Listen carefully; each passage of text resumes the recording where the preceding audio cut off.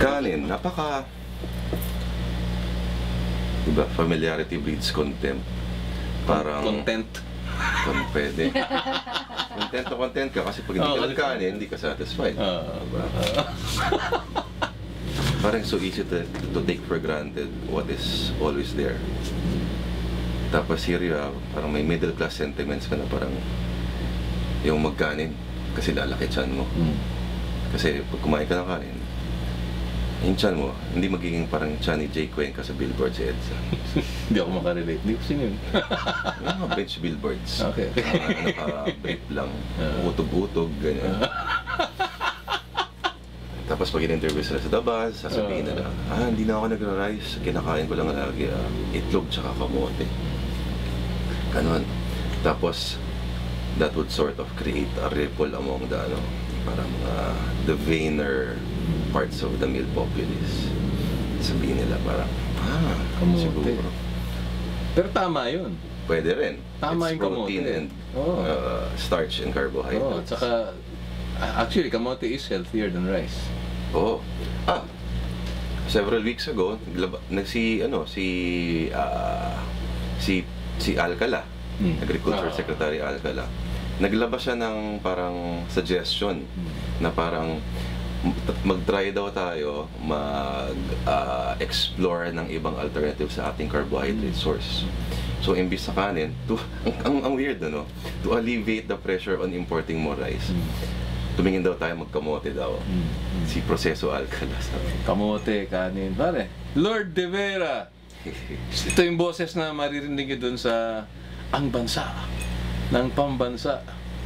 Ang bansa ng pambansa ng pambansa ng... Oo nga. Anong dating noong una mo narinig? Hindi ko pa siya naririnig. Nung una kong nabasa ko, tapos, ay, Lord De Vera. Ganun? Bakit naman? Ha? Bakit naman? Ano kasi siya para oratorio Oo nga So kung ako, as director of Palay Bigas Kanin, nag-casting ako, eto, kay Lord talaga to. Oo Tapos yung pesa, Vim na Vim. Yung parang meron siyang... It's essentially, sa akin, it's divided into two parts, yung pesa. Parang refrain na lang yung Palay Bigas Kanin sa dulo. But a large part of it is actually being sarcastic about the entire idea of having a national something. No? Na parang na-echo mo rin sa in-echo yung sentiments sa earlier parts ng Bayaning Third World ni Mike De Leon.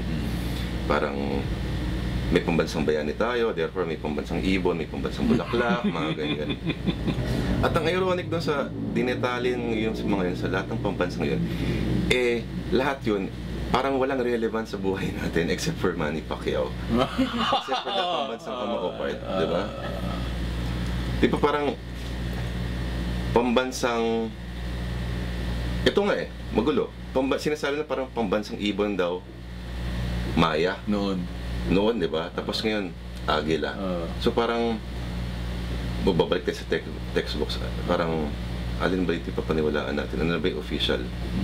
At sino ba yung official na designate kung ano yung pambansang ano? Originally, Maya. Maya, di ba? Tapos nagkaroon na reaction na, bakit? Para maliit ba tayo? Parang gano'n, nagkaroon ng swing. So, yung malaki naman. Malaki, imperious. Gano'n. Hindi ba parang parang sa Amerika? May isang anthropologist na nagsabi na Pilipino daw, gusto niya lagi yung certification. Certification provided by an external authority.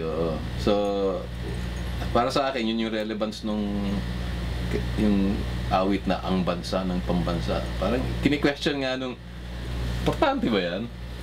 Ikaw pare, tingin mo?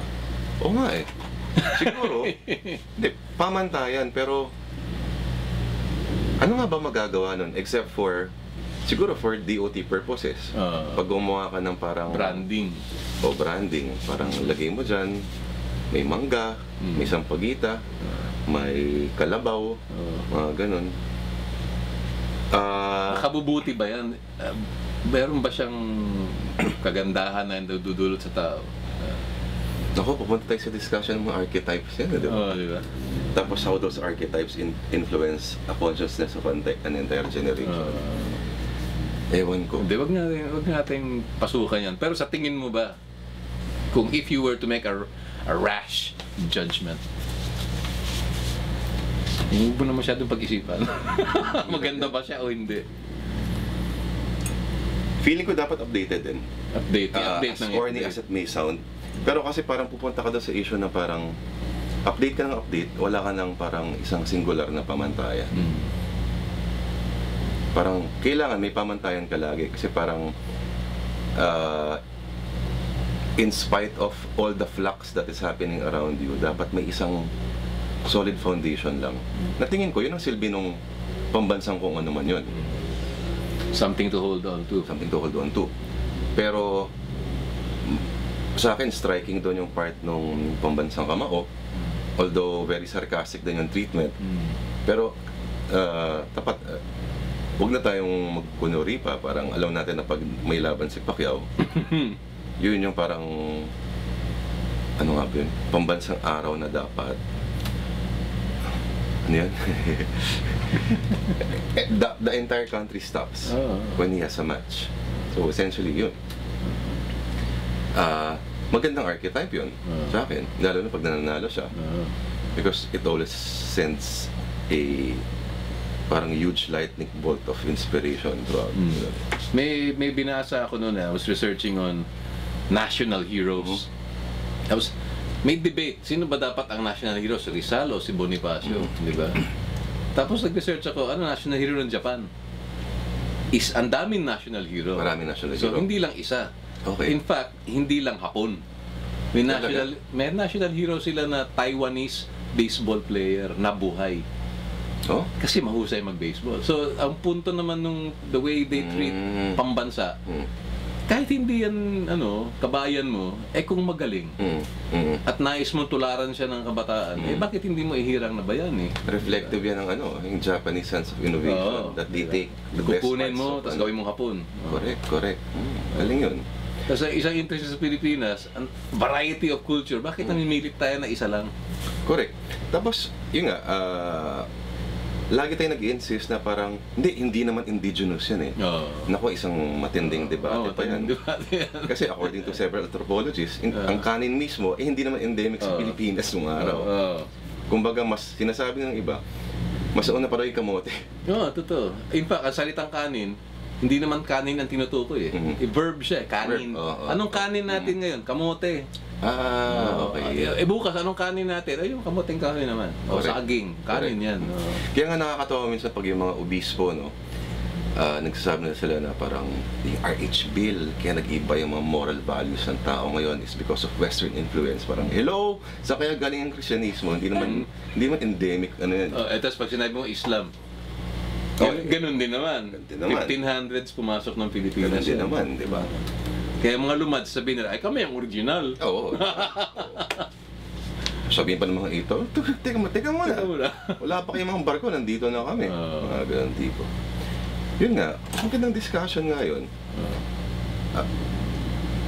Ano kinalaman sa pyesa?